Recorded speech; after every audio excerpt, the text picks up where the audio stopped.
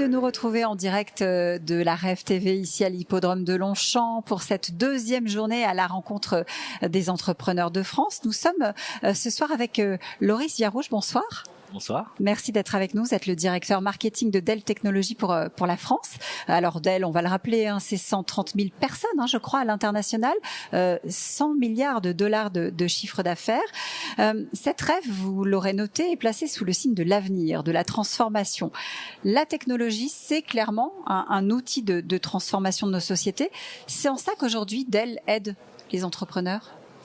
Oui, merci Raphaël. C'est vrai, aujourd'hui on parle de transformation numérique d'une manière très très large. On peut le voir, on voit un vrai appétit à évoluer pour les entreprises, indépendamment du type d'entreprise. C'est vrai que notre métier, de notre côté, c'est d'accompagner les entreprises dans le cadre de leur propre transformation digitale.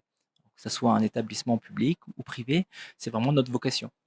Est-ce que justement, vous avez vu ces dernières années changer votre cible ici en France? Est-ce qu'on s'équipe de plus en plus, y compris peut-être chez les TPE? Est-ce qu'on s'équipe autrement aussi au vu des besoins qui sont grandissants, ne serait-ce qu'en termes de connexion? Alors vous l'avez dit, vous parlez de cible, c'est important parce que peut-être qu'historiquement, on a pu nous voir, ça fait depuis 1989 qu'on est en France, donc un certain temps, sur une cible particulière. Mais il faut savoir que Dell Technologies au monde, c'est pas loin de 94% pour les entreprises. Alors quand je dis entreprise, c'est les TPE, PME, qui a été un des sujets d'ailleurs qu'on a abordé à l'occasion de la REF, mais c'est également les grands groupes, les ETI, et un point également important qui nous est cher historiquement, le secteur public à travers les collectivités territoriales, les hôpitaux ou les instituts étatiques. Ouais, il y a clairement et vous avez fait le distinguo et on va y revenir, les grands groupes d'un côté, Ouais. et puis les TPE-PME. La la notion de transformation digitale, elle n'est pas perçue de la même manière. On va y revenir dans un instant, mais il y a clairement ce sujet de transformation digitale qui est à l'ordre du jour pour le monde de l'entreprise. Vous sentez vraiment que ça y est, tout le monde a bien compris que c'était une matrice pour l'entreprise. Je vous vois hésitant. Non, parce que votre question, elle est intéressante, mais c'est vrai quand on parle, on voit forcément une disparité. Alors on la voit entre les pays déjà, je pense que ça c'est un point important, mais si on parle de la France, bien sûr, on voit des vraies disparités. Alors on va parler peut-être sur un sujet de sécurité, mais Bien même d'une sûr. manière générale de transformation digitale. Et c'est facile à comprendre.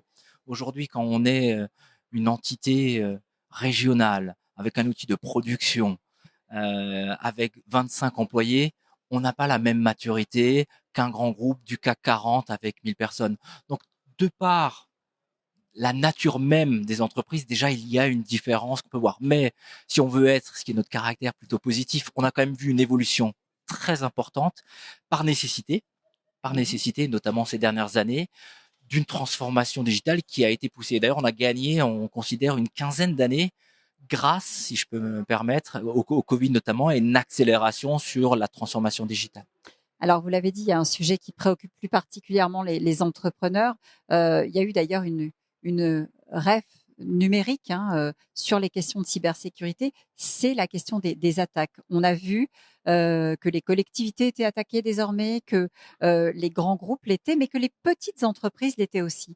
Ça, c'est un sujet que les patrons ont commencé à prendre davantage en considération aujourd'hui. Souvent, ils ne savent pas par quel bout en fait attraper la question. Ils se croient toujours à l'abri. C'est un peu not in my backyard. Je crois que vous avez tout dit. On voit une différence. Ça reprend peut-être votre point tout à l'heure. On va voir une différence quand on est un très grand groupe. On a 1000 personnes dédiées à l'IT avec des experts. Donc on est armé. En général, il y a des Il y a des directions, équipes qui sont dédiées. DSI. Donc une sensibilité par nature. Travailler dans une banque, croyez-moi, le sujet de la sécurité dans son ensemble, c'est un sujet qui est adressé de longue date. C'est vrai, dans les discussions qu'on a eues ces 2 jours, notamment pour les PME, voire les TPME, là, la discussion elle est différente. Pourquoi? Parce qu'on n'a pas ces mêmes sensibilités. On l'a une fois qu'un collègue, un confrère, une direction à côté a été attaqué, et à ce moment-là, on va se rendre compte de l'impact. Et c'est à ce moment-là qu'il y a une prise de conscience. Mais vous ouvrez pas un journal aujourd'hui, vous écoutez pas BFM à un moment donné par semaine, vous n'avez pas un exemple petit, moyen, grand groupe, vous avez cité les collectivités territoriales où on constate Des des hôpitaux, vous attaques. avez parlé des hôpitaux, c'est la même chose. Comment est-ce qu'on met en place ces pare-feux? On les met de manière différente. Effectivement, quand on est un grand groupe ou quand on est une PME, on n'est pas dans la même organisation de défense, si j'ose dire. Alors pour répondre à cette question, j'ai envie de dire, le sujet de la cybersécurité, c'est soit un monde d'initiés, de geeks, si vous me permettez, mais si je voudrais vraiment le vulgariser, Pas, il y a deux pas grandes parties. forcément, pas forcément. Ça touche tous les étages, en Alors fait, c'est hein. exactement ce que j'allais dire. Ça touche tout le monde, mais par contre les gens qui sont sensibilisés, ce sont plus à l'origine les informations. Mais ça touche, vous l'avez dit, tout le monde. Mais il y a deux grandes étapes qui vont être touchées. Il y a vraiment une partie, on est attaqué. Qu'est-ce qu'on fait pour se protéger? J'aime bien prendre l'analogie d'une maison. Aujourd'hui, vous avez votre maison. Vous dites, je peux être attaqué. Moi, je mets une porte blindée. Excusez-moi l'analogie un peu simpliste. Je vais mettre des volets avec des barreaux. Je vais sécuriser. Mais vous allez être attaqué. Vous n'avez peut-être pas envie, mais c'est qu'une question de temps. Les entreprises aujourd'hui sont attaquées. Entreprises publiques, enfin structures publiques ou structures privées. La question sur laquelle on opère, c'est comment on fait une fois qu'on est attaqué. Alors, comment on fait? Moi, j'aurais pas dû poser la question. Non, aujourd'hui, en tous les cas, je vais parler au nom d'elle. Aujourd'hui, il y a un certain nombre d'actions donc pour se protéger. C'est ce que j'ai expliqué. On se protège. Ça, on n'est pas les seuls à le faire. Le marché est très fragmenté. On vient se protéger. La question que je me suis auto-posée finalement, elle est qu'est-ce que l'on fait une fois qu'on a été attaqué? Ben, en fait, finalement, on a dû mettre en place des systèmes qui permettent de redémarrer. Redémarrer, c'est très simple. Aujourd'hui, en usine de prod, en hôpital, quand je dis très simple à comprendre, c'est comment on fait pour redémarrer vite avec un environnement qui fonctionne. Ouais, c'est important ce que vous dites parce que c'est un des problèmes qui est posé aux entreprises, hein. Si elles ne redémarrent pas vite, on va se retrouver dans une situation très délicate parce qu'on a un problème d'activité économique, de perte de chiffre d'affaires. Alors, si on Et ça parle, peut prendre parfois des mois quand on n'est pas préparé, quand on n'est pas bien protégé. on a de nombreux exemples. Hein. Je pense que là, vous en connaissez un grand nombre, mais c'est effectivement l'enjeu économique. Je pense c'est un des trois enjeux pour moi. Économique, c'est assez simple à comprendre. On parle, juste pour vous donner un ordre de grandeur, je crois qu'en 2015, on parlait d'un impact financier pour l'ensemble au monde de 3000 milliards d'impact. Et on parle pour 2023 de 10 000 milliards d'impact suite à des attaques. Et quand on parle d'attaque, deuxième point que j'ai envie de dire, c'est que moi, ce qui nous anime également sont les TPE, PME, qui sont moins armés. Ce qu'il faut vraiment retenir, 2 tiers de nos PME françaises, mais pas que, 2 tiers des entreprises françaises qui vont être attaquées ne seront plus là dans 6 mois. Donc c'est pas juste un impact financier qui dit j'ai une perte ou un manque à gagner.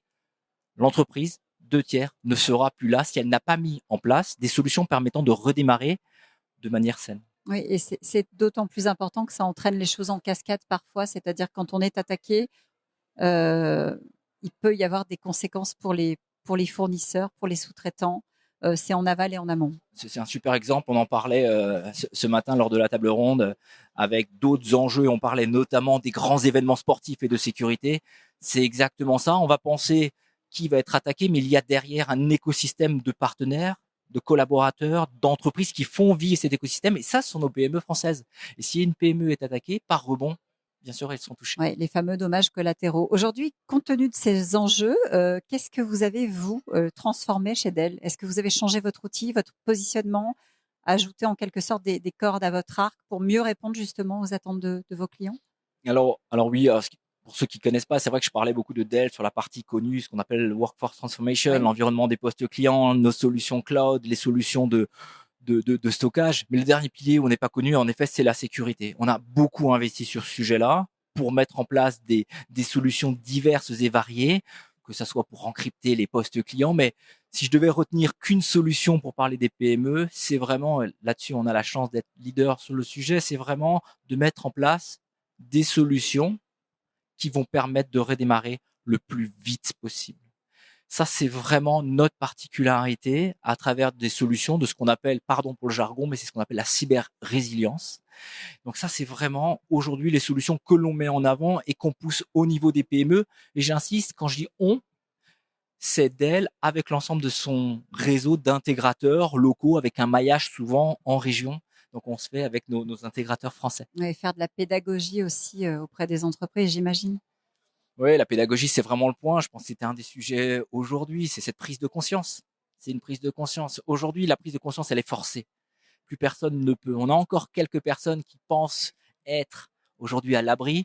Vraiment, je le dis sans aucune arrogance, c'est qu'une question de temps. Vraiment, tout le monde vous parliez des entités publiques, on a dans la région des hôpitaux très récemment qui ont encore été attaqués. Et là, c'est pas qu'un enjeu économique, c'est un enjeu où l'hôpital redémarre pas, n'accueille pas ses patients, n'est pas en mesure d'opérer, n'est pas en mesure, c'est réel, de pouvoir commander les médicaments et vont ressortir un fax. Donc les enjeux sont vraiment très importants pour tout le monde. Demain ne meurt jamais. L'avenir de Dell, demain, c'est Ne meurt mieux, jamais. de mieux défendre encore les entrepreneurs, de mieux les aider à mettre cette ligne en place. Ouais, je pense que vraiment, on a une philosophie. Moi, j'ai la chance d'être au sein de ce groupe depuis 19 ans. Vraiment, c'est une volonté qui est intrinsèque au groupe de longue date, de vraiment d'accompagner les entreprises à tous les étages, pas que les grands groupes. C'est vraiment dans notre ADN, cette volonté d'accompagner à travers les challenges. Vous l'avez dit, il y a beaucoup d'accompagnement pédagogique, d'évangélisation. On fait partie, on est à nos côtés. On a la chance d'être nombreux en France. Et ça, c'est une vraie volonté d'être là. Alors, on ne meurt jamais. On fait surtout en sorte que nos clients ne meurent jamais et pour être à leur côté. Merci beaucoup, Laurès Viarouche, d'avoir été avec nous, directeur marketing de Dell Technologies pour la France. Merci On se beaucoup. retrouve ici en direct de l'hippodrome de Longchamp sur la Rêve TV. D'ici quelques minutes, nous serons avec Ilan Wanounou, directeur général d'Indered. À tout de suite.